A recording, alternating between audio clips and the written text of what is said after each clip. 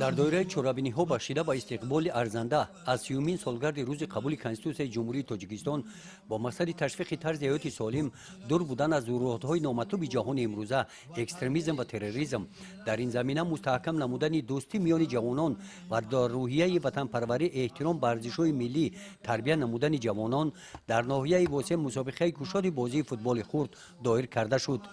ин чорабинӣ ки бо иқдоми бахши кор бо ҷавонон ва варзиш доир карда шуд, дар маросими расмии оғози он раиси ноҳияи восеъ ва прокурори ноҳия дар иштироки садҳо мухлисони бозии футбол баромад намуда қайд намуданд ки барои ҷалби ҷавонон ва наврасон ба интихоби тарзи ҳаёти солим дар ноҳия ҳамаи шароитҳо муҳайё мебошанд.